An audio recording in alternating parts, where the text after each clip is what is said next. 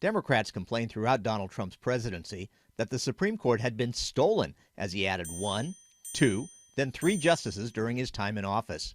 Now, many of these Democrats feel they have the power to seat at least 6 new permanent justices.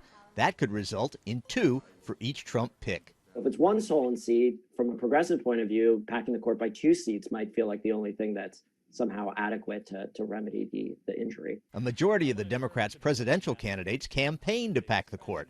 Constitutional expert and author of Supreme Disorder, Ilya Shapiro, labels their real motive as taking control of the court.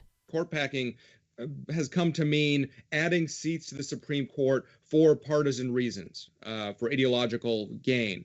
To issue opinions that are pleasing to the policy and political agendas of the people who will have packed the court. The Heritage Foundation's John Malcolm says that would lead to real damage. Once you start down that road, you have completely eviscerated the independence of the judiciary, and that is a very dangerous development. Professor Braver also sees the potential harm. Its distinct danger is that it unleashes a tit-for-tat downward spiral of packing. I pack, you pack, I pack, you pack, ballooning the court's size so large that its legitimacy pops. Judicial independence does get destroyed. This may be welcomed by some people on both right and left who think, well, the real problem with the judiciary is they strike down too many laws and regulations. So if we intimidate the judiciary into submission, then the world will be a better place. But all this could turn the much respected Supreme Court into just another bunch of politicians, which is not much more than a lapdog of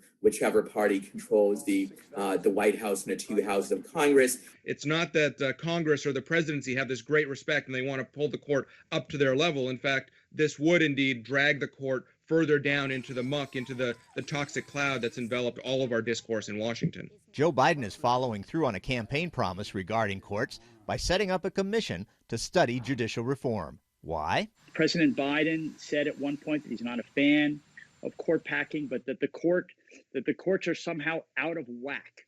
One of the more accepted reforms might be imposing 18-year term limits on the justices. That would get rid of, for example, these morbid health watches over octogenarian justices or politically timed retirements, arbitrary vacancies as they arise. I'm less bothered by it because that would be more ideologically neutral, if you will. There would be a vacancy on the Supreme Court every 2 years, and it would eliminate these vagaries where vacancies depend on chance, like whether a particular justice gets sick and passes away or retires. But whatever reforms Biden's commission proposes may come to nothing. These commissions are what politicians use to kick the can down the road. So hopefully 6 months from now, it won't be such a burning issue and they can safely ignore whatever report comes out. Paul Strand, CBN News, Washington.